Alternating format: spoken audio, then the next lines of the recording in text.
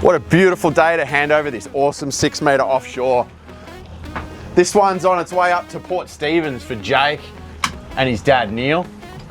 And I'm really excited to use this one because it's got the brand new Garmin PS70 Panoptix transducer.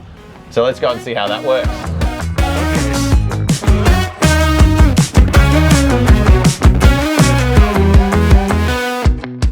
All right, now this 6 metre has one focus in mind. It has been completely set up for marlin fishing.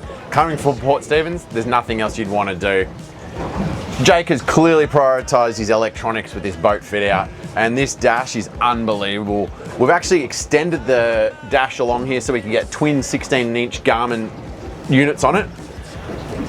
Really handy having the 2 units like this because he's put the brand new Panoptix PS70 transducer in it from Garmin.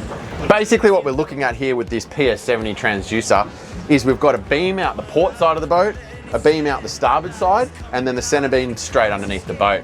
The idea is if we mark a school of fish, either a bait school or a marlin, it's going to tell us which beam it picks it up on. It's going to tell us it's on that side of the boat. We'll put the boat into a turn out that side, bring the fish into the spread. You will then pick it up on the center and we'll pick it up on the traditional transducer. This is going to tell us it's straight under the boat and she's going to come up in your spread. So this transducer is really made for being offshore. It's going to work much better when we're out in 100 meters of water looking at bait balls and marlin and stuff. But at least if you have a look here, we've got a little school of salmon on the traditional 175 high wide transducer. Now that's a very wide cone, so that could be in a huge area underneath the boat. But if we look on the PS70 screen, you can see that's actually on the center cone. It's just marking that school there. It's not showing either side, so that's telling us directly under the boat is those little salmon. One of the considerations for Jake, which was really important, was getting this boat into his garage. He could clear the windscreen, but unfortunately the rocket launchers didn't fit. So what we've done is we put some quick release nuts here on the bimini so he can unscrew the front nut, fold the rocket launcher forward, back into his garage and then lift it up again. We've done the same on this plate here that holds his junior bases. These bases are unbelievable. For me, this is my favorite setup for outrigger bases. We've put a custom plate on here to hold the foot of the junior 600. Easy to deploy.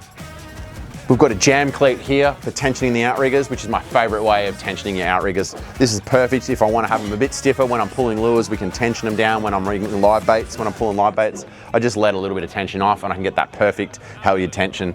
Then when you store them to run home, you can crank those down nice and stiff so they're not flopping around. Matt from All Aboard did an awesome job with the clears too. We've had a nice access panel here. So again, quick release on the top leg of the junior bases. When he folds the whole rocket launcher assembly forward, we can pop the clears off and take them off around and keep the outrigger base on. Now the next most important thing when it comes to setting up a marlin boat is of course the transom. Super important. Jake's got 2 slimy tubes plumbed on either side.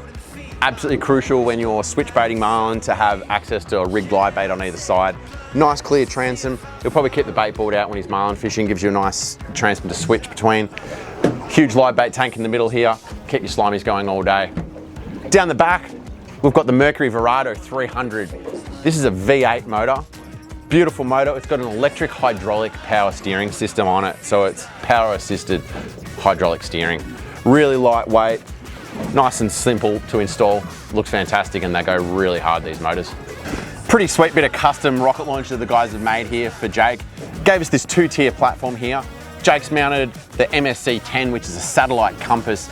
This replaces your standard compass in the electronic system. This thing's got heave compensation, so it compensates for the boat rocking and takes it out of the picture you see on the sounder. So when you see the bottom undulating, that's reefy bottom or changes in the bottom, not the boat moving.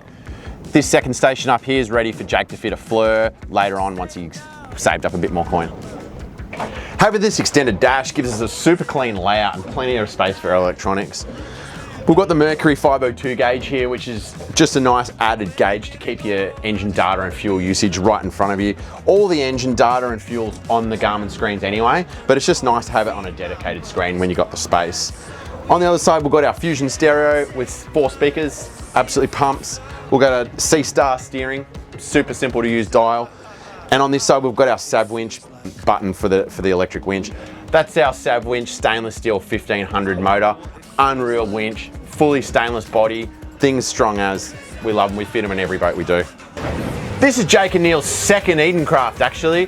Jake's dad Neil bought a formula off us many years ago after having lots of 40-foot game boats up there in the marina in Port Stephens. Jake had a rebuilt old Haynes himself and he spent way too much money on that thing. He decided to get rid of it and start fresh with his beautiful new 6-metre Offshore. Jake, it's been a pleasure to build this 6-metre for you. It's going to be an absolute weapon up there in Port Stephens and I can't wait to come and fish the Inter Club with you next year. Big smile, a funny face.